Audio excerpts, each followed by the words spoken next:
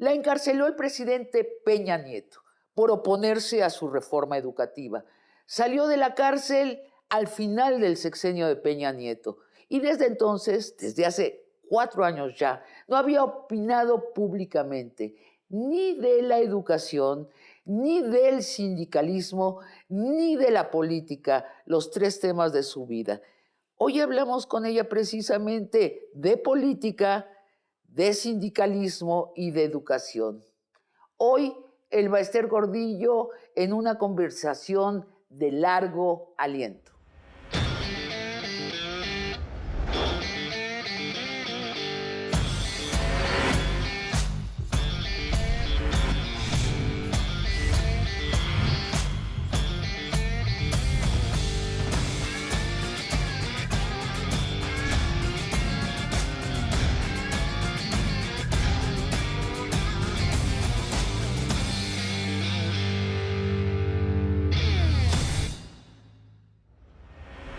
Bienvenida a Largo Aliento, Elba Ester Gordillo. Qué maravilla, Largo Aliento. Bienvenida. Gracias. Será una entrevista de largo aliento. Tenemos 50 y tantos minutos para hablar con tranquilidad, con precisión. Siempre es un gusto platicar contigo. Lo ha sido y lo es hoy. Te excarcelaron hace 4 años, Elba. Has guardado silencio en los medios, pero te decides a dar declaraciones públicas por Leticia Ramírez, la nueva secretaria de Educación recién nombrada por el presidente López Obrador. ¿Por qué es tan importante Leticia Ramírez? Me gustaría puntualizar. No fue por Leticia, antes estuve en La Silla Roja, en una entrevista y alguna otra. Y esta vez es más que Leticia porque no creo que sea una cosa personal, ni deba ser. Es el tema que más me ha apasionado en toda mi vida y por el que he luchado. La educación y el mundo laboral, y en particular el CENTE. Pero teníamos a Delfina de secretaria, no te referiste a ella, a Leticia Ramírez sí. Porque ella y yo, Leti y yo, nos conocemos de muchos años atrás. Fue una luchadora, una activista de la coordinadora, y a mí me tocó llegar al sindicato en un momento en que del interior de la República al centro, lo que era entonces el Distrito Federal, más de 750,000 maestros en la calle, y ella con Sandoval, con Martín del Campo y otros muchos más, tomaron las calles y lucharon por democracia y más salario. Y yo en ese momento, como recordarás, muy cuestionada, porque se decía que el presidente, y cosa que era cierto, me había impuesto en el CENTE, ¿no? Salinas. El presidente Salinas.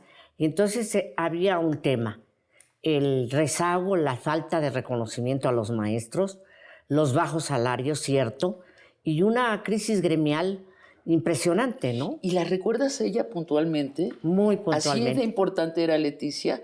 Más que importante, delgadita, con sus anteojos y aguerrida. Me acuerdo yo que en el edificio de Venezuela tenía que estar toreando a los grupos, tenía que estar esquivándolos porque me querían hasta golpear.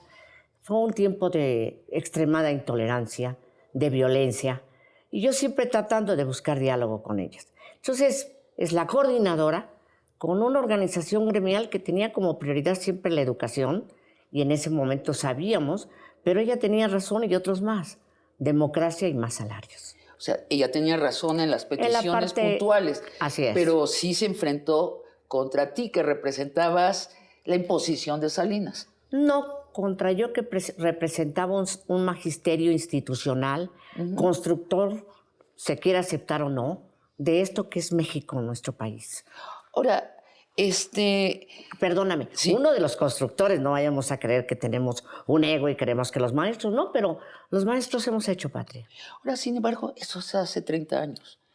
¿Ella ya no es de la coordinadora o sí es? Yo pienso que sí, pues los principios se defienden, no lo sé, no podría decir, pero lo que es real es que yo me quedé en la escuela, en la lucha de los maestros, y ella se fue a la política, a la administración. Ella se fue a la administración pública y se volvió claramente obradorista. Lleva 30 años en el equipo de López Obrador. La pregunta es, ¿la coordinadora trascendiendo el nivel personal, la coordinadora y el CENTE no están listos para conciliar?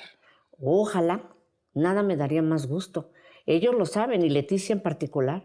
Siempre busqué que hubiésemos acuerdos, que llegásemos a la pluralidad, que respetáramos nuestros espacios y ellos tuvieran espacio en la conducción de la vida sindical bajo una situación mucho más profunda, ¿no? Que nos comprometiéramos a fondo con la educación pública, laica, gratuita, con la excelencia de la educación. En ese momento firmamos un pacto por la calidad educativa, pero también con la vida democrática del CENTE, y que no hubieran malos contra buenos, buenos contra malos, sino que todos tenemos claros y todos tenemos oscuros. Perdóname por el optimismo, pero parece un momento ideal para que la CENTE y el CENTE, no sé si se unan, pero sí que se coordinen mejor. Y te voy a decir por qué. Porque es un CENTE debilitado y es una coordinadora fortalecida y es un régimen con una lógica distinta a los anteriores. Yo creo que no debemos confundir siglas con magisterio.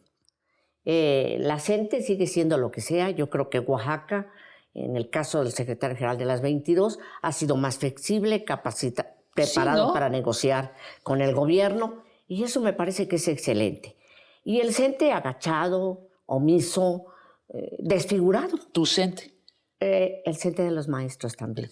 Sí, el claro. CENTE de la vida institucional, el CENTE preocupado por la educación, el CENTE que buscaba negociaciones sin pintarrajear ni cerrar calles, y que contra eso había que luchar, ¿no? Claro. El CENTE que propuso carrera magisterial, el CENTE que propuso desempeño docente, el CENTE que propuso el Instituto de Evaluación. Pero debilitado. Sí, hoy, no, pero ese CENTE no existe hoy. Sí. El CENTE de hoy se acomoda a donde le conviene y se subordina, Cepeda, no el CENTE. El líder del CENTE, líder entre comillas. ¿Se acomoda? Se acomoda. O sea, y no lucha por los trabajadores maestros, ni por la educación. ¿No? No, yo creo que está luchando más los otros. La coordinadora. Claro. Fíjate cómo hay que reconocerlo. Es la vida, es la evolución. Le decían a Mao, ¿cómo va a ser el mundo en 20 años? Decía, lo que es seguro es que no sabemos. Así es. ¿No? Eso es entender lo que es la dialéctica. Déjame detenerme un poco en la figura de Leticia, porque a ti te toca también, te debe recordar cosas, la misoginia desatada contra Leticia Ramírez y el clasismo desatado. Yo te nombro, tú los conociste, y los conociste en buena medida en esta sala, en el despacho presidencial. Trataste también a secretarios de educación aquí, para llegar a grandes acuerdos. Emilio Chofet, Alonso Lujambio, Aurelio Nuño, Esteban Moctezuma, ¿qué tenían ellos que Leticia Ramírez no, además de ser ellos hombres, blancos, de corbata, de cuna rica? Buenos hijos del patriarcado, Elba Ester. ¿Tú has visto cómo han golpeado a Leticia Ramírez? Mira, yo creo que Leticia y yo tenemos algo en común. El aula. Y eso hay que reconocer. Así es. Yo fui maestra en Nezahualcóyotl, pero antes fui maestra en la Reinsar, en Chenaló, allí en Chiapas, en la Sierra, estuve en muchos lados, y en la Ciudad de México, siempre en la capital, ¿no? En el Distrito Federal. Ella en una mujeres. Lucha. No, pero yo soy de las que está, y lo vi de una filósofa feminista muy importante. Cuerpo no hace defensa de género. Ok. ¿Sí? Y lo creo. O sea, ¿tú crees? A veces en cuerpo de mujeres hay rudeza tremenda. No, la podemos buscar, ahí está la tacha. Y misoginia. Sí. Y hay generosidad también. Sí. Indira Gandhi, ¿no? Es otra que podríamos hablar, y hoy las hay. No, el tema es ese machismo ancestral, esa actitud de dominio y de poder que era solo para los hombres.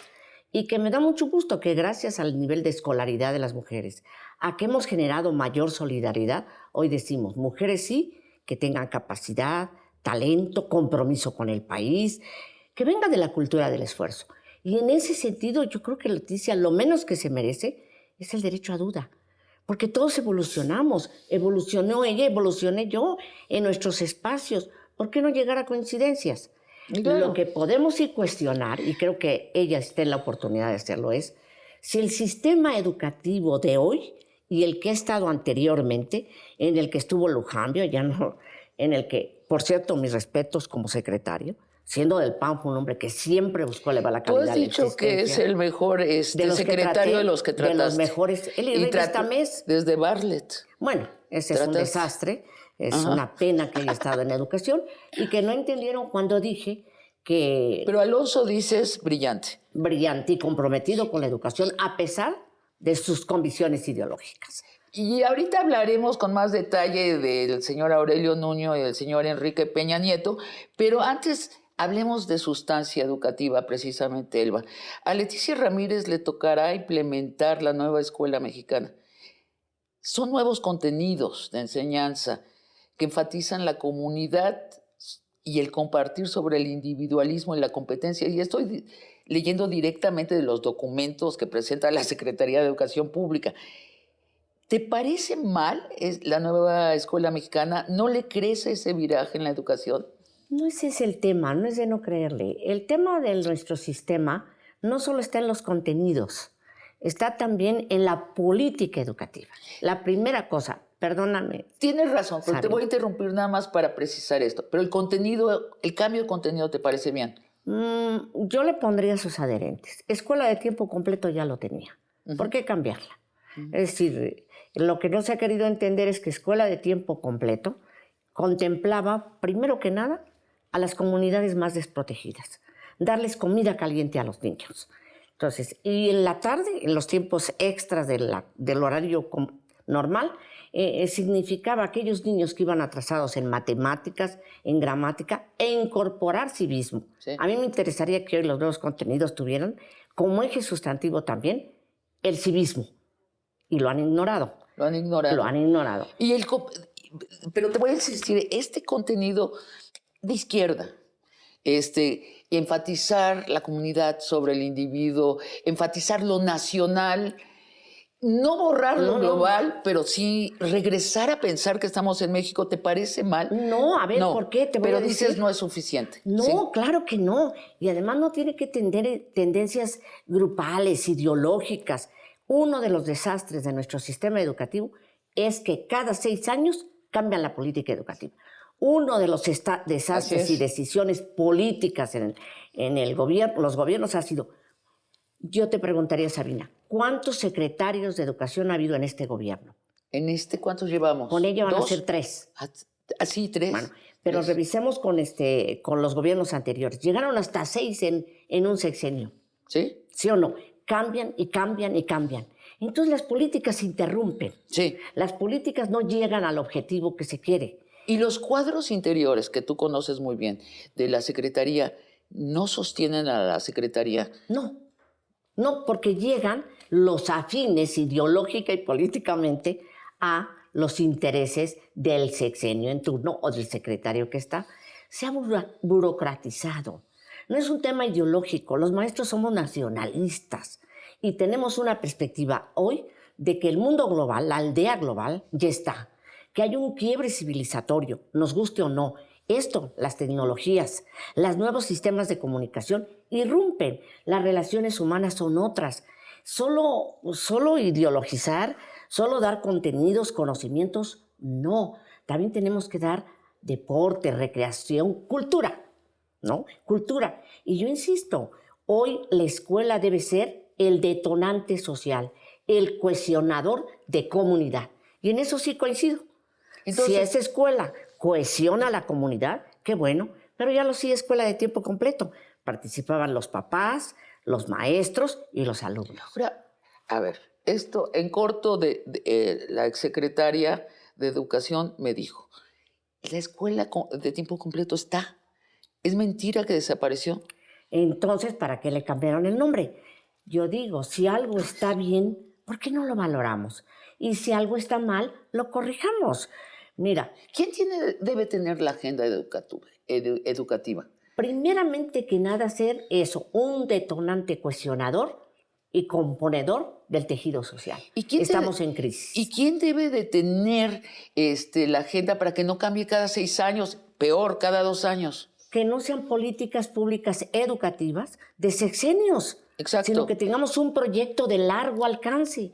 A mí me hubiera de largo aliento. De largo aliento, perfecto. Pero esta sí es corrección, la acepto. Pero ¿dónde debe de estar? ¿Quién debe salvaguardar ese proyecto? Mira, el primer valor que tenemos en la Constitución y del que yo estoy muy orgullosa es el tercero constitucional. Yo creo que ese es un decálogo, es un código ético que debemos hacer valer. Una educación laica, gratuita, de excelencia para todos y todos los mexicanos, de educación preescolar, inicial, hasta educación superior. ¿Cómo darle sentido humanístico y también permitir que chicas y chicos puedan incidir con éxito en la vida? Es la felicidad. En eso coincido con Leticia. Sí. Lo que buscamos y queremos son niñas y niños felices, hombres y mujeres plenos, felices. Y entonces le falta algo a eso. Déjame preguntarte sobre política educativa. Le falta eso al programa. Sí. La inteligencia emocional. Por eso la escuela de tiempo completo. En la escuela de tiempo completo, porque el papá, la mamá se van, ya no se quedan los chiquillos. Entonces necesitamos que la escuela vuelva a ser ese cuestionador. Perdón. No, sí. Te quiero preguntar sobre política educativa, más bien sobre polaca educativa. A ver, yo estuve revisando antes de nuestra conversación las notas de periódico y decían que Alfonso Cepeda, el actual presidente de... Secretario general del CENTE. Secretario general. Fíjate que hay cierta ambigüedad, lo nombran a veces presidente, igual, en fin, secretario general del CENTE es de tu grupo. Dicen, tú saliste de la cárcel, mandaste por las cocas a Juan Díaz y pusiste a Alfonso Cepeda. No. ¿Están mal informados los periodistas? Totalmente. A ver, te voy a decir, yo siempre he sido una gente que está en medio de los medios, en medio de las críticas de los medios. La extrema derecha y la extrema izquierda. Yo soy una mujer nacionalista. De eso no tengo ningún rubro. ¿No es gente tuya? No, él viene de vanguardia. Y Juan Díaz también venía de vanguardia. ¿Y no te gusta lo que está haciendo por lo que has dicho? No, él ya se había ido del sindicato. ¿Por qué está haciendo Cepeda que no te gusta? Pues no tiene una voz, es decir, no he oído ni siquiera públicamente de una propuesta educativa del CENTE. Mira, yo le digo al señor presidente, y lo hago con todo respeto, pero con toda claridad, sí democracia sindical en la elección de los dirigentes del CENTE, pero de veras, que sea como tal. Cuestión que no se está dando. 2. A ver, ¿Cepeda de quién es? Es el del CENTE, pero... Sí, yo sé, pero ¿quién lo puso allí? Dices, no hubo democracia. No, ni yo puse a Juan. Juan Díaz lo impuso y lo puso el gobierno anterior. Peña. Claro. El presidente Peña. Y Cepeda también. Lo puso este presidente, López Obrador. No. No, perdón, no, Peña. El anterior gobierno. Entonces, Cepeda no pertenece estuvo en el Comité Nacional. Es la mejor prueba de que nosotros trabajamos en pluralidad. Hubo gente de la coordinadora, hubieron compañeros de la coordinadora, de Vanguardia Nacional y compañeros que coincidían en un proyecto. Te voy a hacer una larga pregunta y te pido un sí o un no. El Peña Nieto quería hacer una reforma educativa. Tú te opusiste y por eso te encarceló. Vamos a hablar de eso en el siguiente bloque, pero antes solo te pido esta precisión. ¿Quién te sacó de la cárcel fue el presidente López Obrador? No, la ley. Vamos a una pausa y volvemos. Loret de Mola fue el vocero mediático de esa llamada reforma educativa. Siempre fue el enemigo de la educación pública. Pues porque tienen una visión muy... Tienen, todavía hay muchos de ellos que están, claro. ¿Con quién juntas a Loret? Con Zuckerman, con Leo Zuckerman, con todos los que hoy son críticos y se olvidan que ayer combatieron al sindicato porque según ellos nosotros éramos el lastre y la piedra angular que no permitía la modernización del sistema educativo. E ignoraban que nosotros no éramos, o yo no era la secretaria de Educación, era un dirigente sindical, y alababan a los secretarios porque, bueno, pues así les convenía.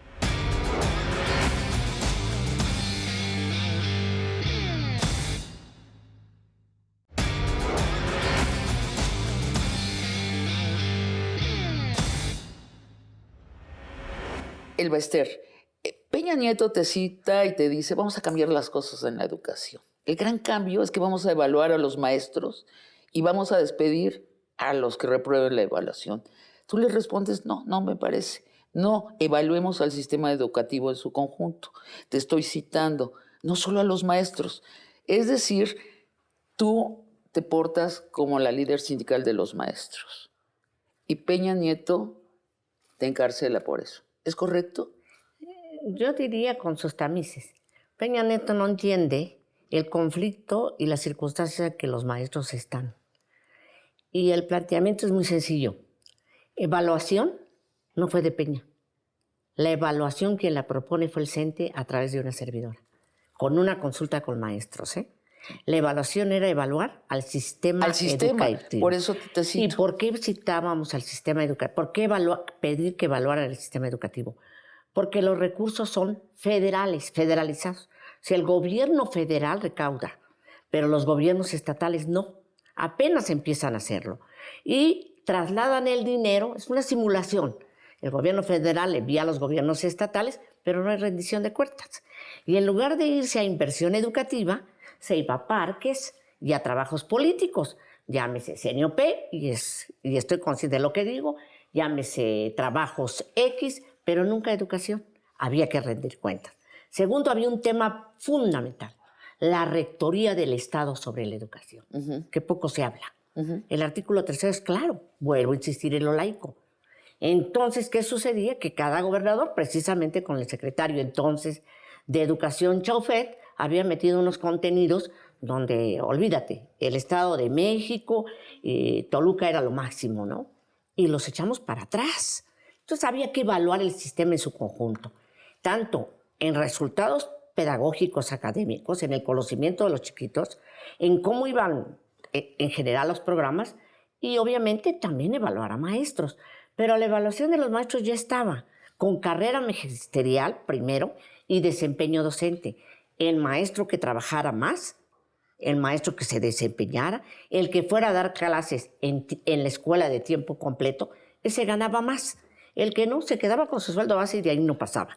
Peña propone un esquema que el Nuño hace valer como el gran descubrimiento, que los maestros perdieran su base.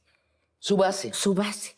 No solo los de básica, en general, los supervisores, los coordinadores. Y esa era la medida su base, más ¿qué quiere decir? Liberal salvaje. Que los pudieran despedir. La garantía despedir. del empleo, claro, la garantía.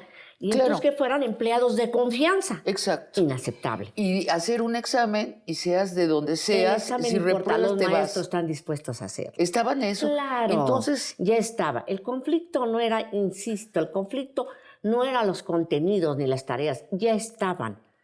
El asunto es que la señora Josefina Vázquez Mota, que fue secretaria de Educación, fue candidata a la presidencia de la República. Y como bandera, siendo candidata a la presidencia de la República, asume que lo que había hecho el secretario Luján y en la organización sindical es su bandera y lo debe llevar a ley. ¿Por qué no estábamos de acuerdo que lo llevara a ley? Porque teníamos a la coordinadora que no iba a querer y los institucionales podían quererlo, pero iba a haber un conflicto de enfrentamiento. La descripción de las fuerzas, si es la correcta, ellos te exigen que te dobles, tú dices no. ¿Y te encarcelan? Yo diría que toda acción tiene reacción. Pero me opuse. Y me opuse y en 7 días armaron un expediente y me detuvieron. O sea, fue directamente la causa esa. Esa dicen una y la otra de algo que defenderé siempre. Autonomía e independencia sindical. A que no les consulté al entonces candidato a la presidencia, Enrique Peña Nieto, quiénes iban a ser los dirigentes del CENTE. No hubo consulta durante el tiempo que yo fui la dirigente. Que tú les consultaras. Claro, eso fue en tiempos pasados. Tenemos que luchar por la autonomía e independencia. Tú hiciste algo que se solía hacer con los nuevos presidentes, ya no lo hiciste. Dijiste, algo que se solía esto hacer, le quita independencia a mi sindicato. Claro, y eso se solía hacer antes del presidente Salinas.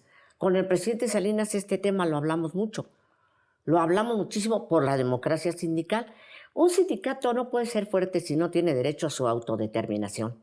Bueno, si no tienen bases. Por favor, salíamos del corporativismo a la democracia. Segunda, la otra parte que me parece medular, un sindicato que no tiene derecho a huelga, pues le están conculcando su derecho más profundo. Claro, porque si no tenían base no podían irse a huelga. Entonces hoy hablan de una reforma laboral y no contempla que hay apartado A y apartado B, trabajadores de primera y trabajadores de segunda. Déjame preguntarte, Loret de Mola. Loret de Mola fue el vocero mediático de esa llamada reforma educativa. Siempre fue el enemigo de la educación pública. ¿Por qué? Pues porque tienen una visión muy... Tienen todavía, hay muchos de ellos que están, claro. ¿Con quién juntas a Loret? Con Zuckerman, con Leo Zuckerman, con todos los que hoy son críticos y se olvidan que ayer combatieron al sindicato porque según ellos nosotros éramos el lastre y la piedra angular que no permitía la modernización del sistema educativo. E ignoraban que nosotros no éramos, o yo no era la secretaria de Educación, era un dirigente sindical, y alababan a los secretarios porque, bueno, pues así les convenía. Y cuando hablo que la educación... A ver, ¿hay algo de clase? Sí, claro, de clase y de machismo, indiscutiblemente. Yo me encontré en medio de las dos corrientes, insisto, en los neoliberales salvajes y en los de izquierda radicales. Y no es fácil conducir una... Y siendo mujer, bonito. Déjame darte mi relato como mujer, como persona de izquierda. Yo creo que hubo un elemento clasista que pervive, por cierto, muy tremendo en esa reforma de Peña.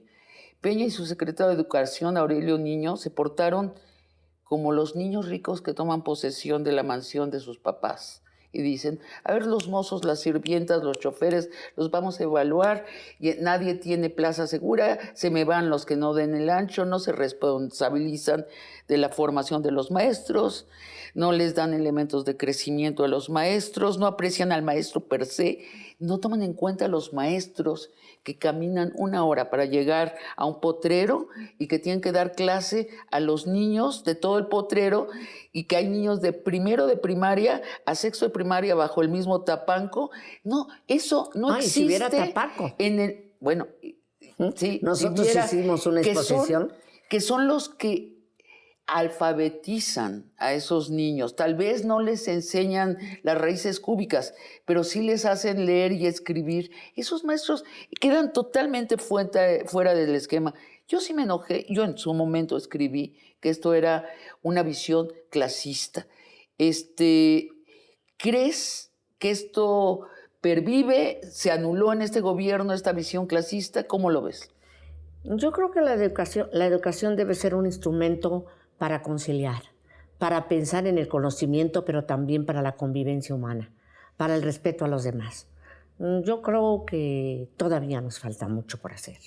En este gobierno particularmente, a mí no me convence con claridad que tenga un proyecto de largo aliento educativo.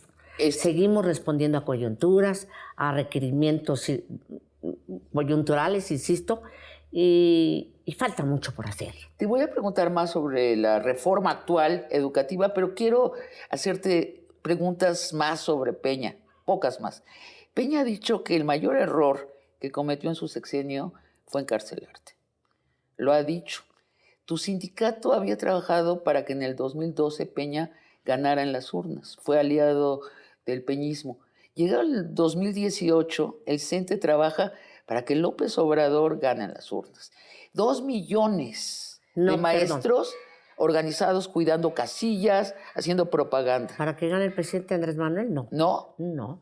Cepeda, son las incongruencias de esto. Cepeda trabajando para que ganara Mitt en el PRI.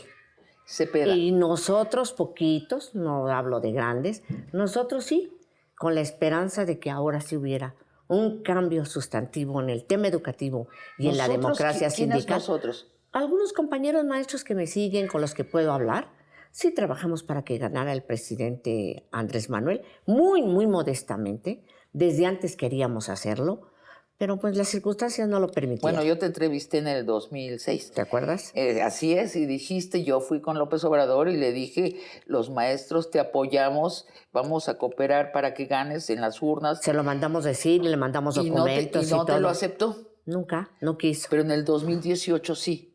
No, no fue él. No Sería fue él. Injusto, no, ni lo pidió. Fue a través de Julio Scherer, con el que hablamos. Yo acababa de salir de prisión. Y la verdad sí, pues eran muchos estados de ánimo. No es fácil. Eran muchos. Y sí vimos una esperanza, algunos, de incursionar en eso. Puedo decir con satisfacción que trabajamos muy fuerte En Veracruz, por ejemplo, contribuimos y en algunas partes muy modestamente, tampoco estoy hablando. Pero en ese momento Cepeda y el CENTE estuvieron con MIS y se devoraron a un partido que, es cierto, nunca lo he ocultado. El gremio se dedicó a construir con maestros y con padres de familia y con la sociedad Nueva Alianza. Y se la acabaron a Nueva Alianza. Se la acabaron. Y en el CENTE no se decidía el Bester si se participaba con tal o cual presidente o candidato a la presidencia, sino había un Comité Nacional de Acción Política donde estaban todas las corrientes ideológicas partidistas para debatir con quién nos íbamos. O sea, el CENTE ha perdido esa solidez. Eso lo mandaron a la basura, al bote, y ya no se ejerce. Hoy tranquilamente sale Cepeda y dice que va a apoyar a fulano de tal, y se olvida que en el comité político se tenía que someter a quien se apoyaba. Claro, bajo dos premisas. Fíjate. Y los maestros no hacen caso del todo, ya. Los maestros votan por quien quieren. Así es. Los maestros, nosotros podemos sugerirles, impulsar, en razón del compromiso con la materia educativa y el compromiso con la reivindicación de los trabajadores. Okay. Si alguna virtud tiene Leticia, perdón que vuelva a eso, sí. Es que conoce las carencias de los maestros, sabe en qué condiciones está la infraestructura escolar. Su reto es fenomenal. Qué bueno que sume, pero ojalá no olvide que la causa fundamental es la educación como herramienta, como instrumento, como factor de la gran transformación social con equidad y justicia de México. Y si habla con el Bester, Leticia, ¿con quién está hablando? Con una maestra. Con una maestra, sí, no más, y una mujer. No menos. No más ni menos. Le voy a preguntar sobre la reforma de la educación en curso hoy y también de tus años en la cárcel, pero por favor luego de una pausa. Yes. A ver, hay quien dice que ni siquiera estuviste en la cárcel. Eso es falso. Que estuviste en la enfermería luego. Estuve y luego en un hospital, de la Ciudad de México, en el Dalinde. No, a ver, no, nunca. Estuve en Santa Marta. De Santa Marta me fui a Tepepan. No estoy para contar enfermedades porque no me gusta, pero sí he tenido problemas de salud serios. Pero no estuve en un lecho. Yo puedo decir que me pasé, y si no lo demuestro, yo ya esté en seguridad y lo puedo decir. Más de 3 años sin ver el sol, sin ver llover, sin ver la luz. El sol. Ni siquiera 10 minutos en la celda. En un cuarto.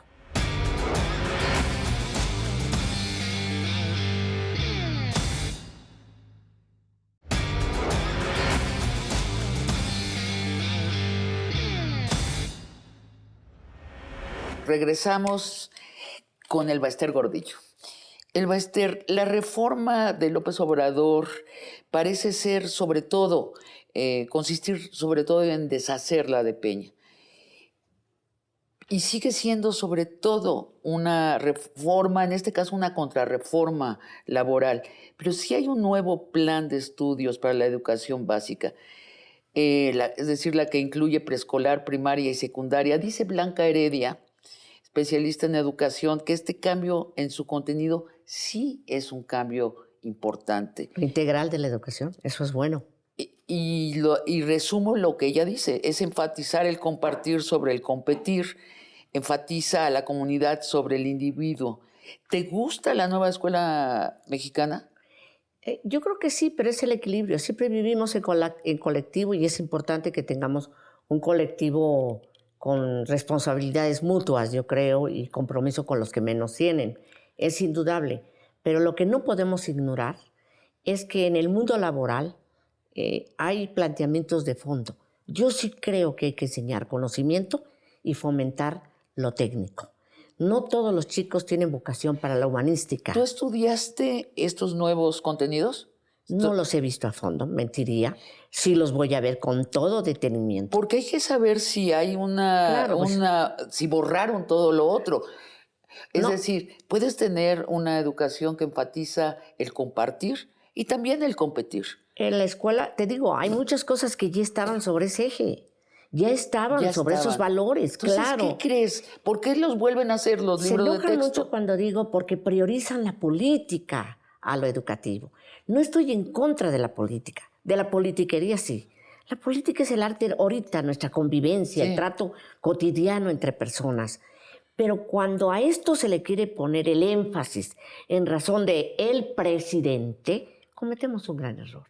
Es los niños, las niñas, los jóvenes, las jovencitas, los adultos, hombres y mujeres que requerimos una educación que nos permita vivir en paz, sin embargo, en armonía. Me extraña que no los hayas estudiado los contenidos. No te debe extrañar por una cosa, porque no he tenido acceso a todos, porque he estado metida comparando lo anterior con esto, parte, pero no puedo emitir una opinión si no las he estudiado a fondo.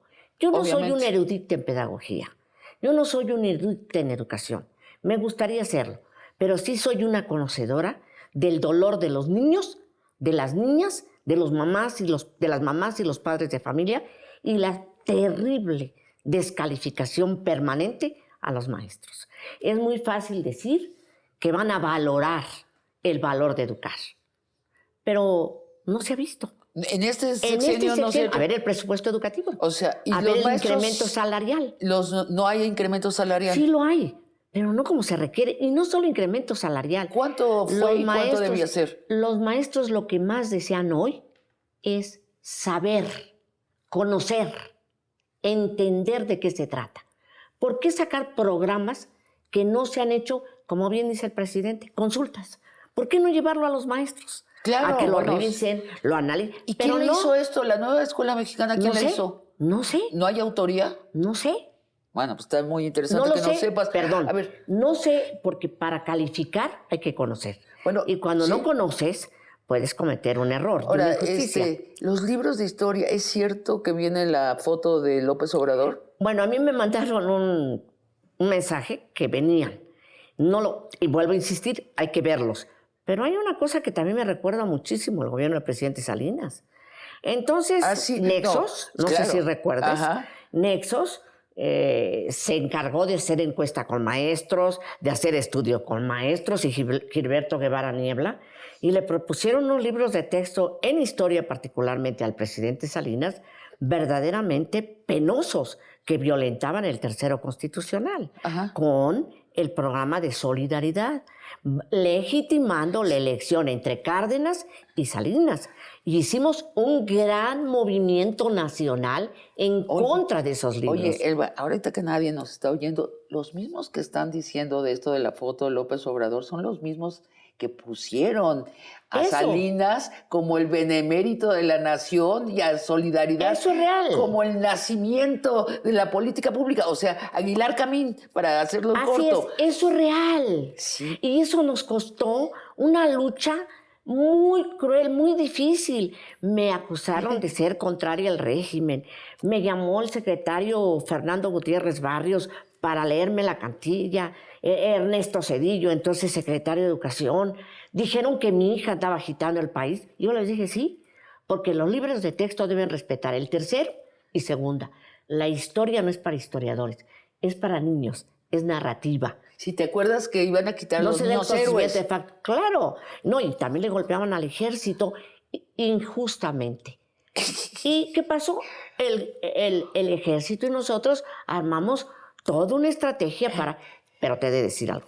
Cuando el presidente me llamó y me preguntó, Salinas, ¿qué opinaba? Dije, señor presidente, cuidado. Son aduladores y no entienden el riesgo en que nos van a meter a futuro. Orden del presidente. ¿Qué te dijo? Se retiraron los libros. ¿Estabas acá en este despacho? No. En otro. No. Ay, qué lástima. No. Estaba yo de presidente, no te lo digo, en un avión. En un avión donde... Le dijiste, son aduladores. Son aduladores. ¿Lo entendió? Sí. Claro. Sí, pero después de veras muchas discusiones, no fue de facto, tuvimos que comprobarlo, le llevé los libros, como cuando, a ver, volvamos, cuando Solana fue secretaria de Educación, ¿no quitaron la patria de los libros? ¿Y pusieron cochinitos, el ahorro y todo eso? No nos acordemos de eso. Qué ahorrativos. ¿Y quién volvió a pelear porque volviesen a poner a la patria? El CENTE. Sí, es que los maestros deberían estar involucrados en la formación de los libros. Eso es toda la demanda. Es obvio. No se trata si tengo la razón o no, sino que los maestros de grupo opinen, hablen, como un gran movimiento social. Y también los empresarios, no hay que excluirlos, porque necesitamos que los muchachos incursionen a fuentes de trabajo donde ganen lo que legítimamente corresponde a sus conocimientos y a sus facultades. Esther, se nos está acabando el tiempo y sí quiero entrar en lo anecdótico histórico. esto ya es parte de nuestra historia reciente. Cuando te pedí esta entrevista me dijiste que los años de la cárcel te sirvieron para relajarte. Sí, para reflexionar, para pensar en lo bueno y lo malo, para no andar a mí nunca me escucharon a nadie que yo saliera a decirle a los maestros que me defendieran o me protegieran. No por compromiso con un presidente, con compromiso por los niños y los jóvenes. Me pueden acusar de lo que gusten, siempre me han tenido por misoginia, o sea, no por machismo, pero también porque, mira, no por primera vez en muchos años de tu vida. Pero además hubo mucho que hacer. Cuidar enfermos, hacer rompecabezas sobre arte, que me gusta mucho. ¿Dentro de la cárcel? Allí, con las internas, aún con los custodios que tenían calidad humana, a ver mi salud, a disfrutar de mi hija mis hijas cuando me llegaban a ver, de mis nietos, a descubrir el auténtico amor, a entender que no todo estaba cerrado, que había gente buena. A ver, hay quien dice que ni siquiera estuviste en la cárcel. Eso es falso. Que estuviste en la enfermería luego. Estuve en un hospital, sí. De la Ciudad de México, en el Dalinde. No, a ver, no, nunca. Estuve en Santa Marta. De Santa Marta me fui a Tepepan. No estoy para contar enfermedades porque no me gusta, pero sí he tenido problemas de salud serios. Tuvieron que operarme estando allí. Hubieron varias cosas serias. Pero no estuve en un lecho. Yo puedo decir que me pasé, y si no lo demuestro, yo ya esté en seguridad y lo puedo decir, más de 3 años sin ver el sol, sin ver llover, sin ver la luz. Ni siquiera 10 minutos en la celda, en un cuarto. ¿De qué tamaño? No puedo medir los metros. Pero de ese lugar hice un lugar bello. Lo arreglé. Mis rompecabezas, hice un lugar de valorarme, de amarme, de que quien me fuera a ver, sí, yoga. Y hice el lugar que era para mí. Pudieron encarcelar el cuerpo, pero no el pensamiento. Pudieron encarcelar mi salud, muchas cosas, pero me rebelé a ello, me cuidé, me atendía, tuve un gran médico, el doctor Walliser, más adelante el doctor Becerra, que me salvara la vida. Tuve amigos, amigas, presas, murieron, algunas estando adentro. Es muy fácil hablar hoy de eso, casi no me gusta. Creo que decirte que eres la única con la que lo hablo, porque eso está cerrado. Yo no me voy a atar al pasado, ni en lo bueno ni en lo malo. La vida es hoy y quiero ver hacia el futuro. Hay mucho que hacer. Lo que sí puedo decir es, Peña, no cancelaste mi vida, menos tu secretario de Educación. Hay mucho por hacer. Pobre gente. Si dice que se equivocó, él lo dice. Yo lo que le digo es que soy una mujer íntegra y comprometida con mi país y que estoy orgullosa del Bester. Perdiste a Mónica en esos años, tu hija. Fue muy duro. Sí, y creo que eso es lo más miserable que pasó. A veces uno dice que no hay que vivir con complejo de culpa, ¿no? Pero muchas veces pienso que si a mi hija, si no me hubieran detenido de la manera tan infame, el cáncer no hubiera... prendido en ella. No hubiera... ¿Qué sufrimiento piensas? El cáncer se le fue al cerebro por cosas nerviosas. Mónica sufrió mucho por mi detención. Mónica fue la que buscó el abogado. Mónica conseguía recursos para que su madre tuviera que comer. Eso no lo juzgo yo. Debe haber un ser supremo, debe haber la energía, deben haber muchos chiquillos que lo juzguen. No quiero quedarme con esa amargura. A Mónica no le gustaría. Y luego te casaste. Sí. Con tu abogado. O sea, de veras quieres tener a tu abogado cerca, ¿no? Está cerca. Junto a ti en la cama. Está cerca, en la cama. Y en la cama y en el apapacho cotidiano y comiendo y peleándonos cuando no estamos de acuerdo. Tiene su manera de pensar. Nunca me ha dejado sola. ¿Y lo conociste en esos bretes? Él, gracias a él, con lecturas leíamos novelas históricas, leíamos cosas, escuchábamos música, Más bien, más que leerlas, me llevaba libros y más adelante los leíamos cuando nos veíamos. Oye, y más joven que tú. Eso es ser optimista. ¿Quién dijo que la edad no, define yo no digo, es un hecho, la vida? Es un objetivo. La maravilla de él es que más allá de lo que tenga estas carnes ya grandes y maltratadonas por muchas cosas, por la biología, en mí existe una persona que lo ama, lo respeta, lo admira. No me hubiera casado con una persona que no respetara y admirara. Muchas veces tuve proposiciones de matrimonio y nunca las acepté.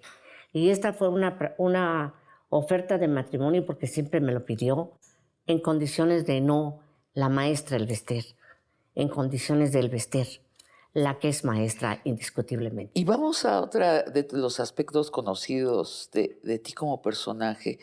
Eres una mujer rica. Sí. Tienes varias casas. No, eso, bueno, ¿quién dijo que rica es eso? Soy una mujer rica en ilusión, en emoción, en esperanza. Y materialmente no vivo mal. Y vivo bien gracias a las maestras y los maestros. Nunca me robé un centavo del erario. Nunca hice negocios con ningún gobernador ni nada. Y ahí están, que lo digan. ¿De dónde viene el dinero? Del trabajo. Fui mesera. Y también algo que no quieren aceptar. Fui hija de un cacique, nieta de un cacique. Nieta de un cacique que vendía alcohol, que tenía ranchos, de un fabricante de alcohol, de un hombre con bastante ganado cebú y todo, que se lo acabaron mis tíos por ignorantes. Y de una madre que trabajó como peona en esos ranchos, en esas fincas, y que terminó siendo maestra. Bueno, no te lo van a creer, Elbester. Tú viste, no me importa que me lo crean o no. Los esquemas que hacían. Pero ese es el problema, me lo creo yo, lo sé yo. Imagínate, ese es un drama. Siempre queremos que la gente nos legitime y crea lo que quiere creer. ¿Sabes? Los impulsores de este escándalo de que si yo bla bla y blu blu, fueron esos que hoy combaten al presidente Andrés Manuel y los que hoy lo siguen. No lo entiendo. O sea, los mismos. Los mismos. O sea, los que te... Cuesta mucho hacer. Cuesta mucho hacer. Cuesta muchísimo ser congruente, no hay duda. Pero los mismos que ayer estaban en la coordinadora diciéndome mil vituperios y medio, descalificándome, igual los de la derecha extrema, ¿sí? Estos pues siguen ahí en su posición.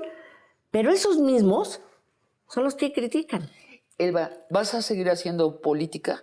Voy a seguir haciendo lo que mis convicciones marquen, con el instrumento, con el oficio que tengo. Me gusta la política. En el sector educativo. En la lucha social. En la lucha social. En la bandera educativa, sí. Y en la bandera educativa. En la bandera educativa. ¿Vas a hacer un partido? No, vas a opinar. Voy a opinar, voy a hacer que muchos compañeros opinen. Yo sigo comprometida con la causa. Esto se acaba hasta que se acaba. Hasta el último día de mi vida voy a defender dignidad de los trabajadores de la educación y una educación pública de excelencia, con sentido humano, de equidad para los niños y jóvenes. En todo. Nadie me coartará ese derecho. Me lo gané a pulso. Gracias por esta conversación de largo aliento. Largo aliento para nosotras también, porque buena falta hace. Gracias. Hace falta conversaciones de largo aliento. Claro. ¿No? De esperanza. No todo a bote pronto. Es que el ambiente está tan enrarecido pero somos factores todos. Es un golpeteo. Paz, así es. Paz, porque hay que formar ciudadanos, ¿no? Y nosotros tenemos un compromiso. Y amigos y amigas, los espero el próximo jueves para otra conversación de largo aliento.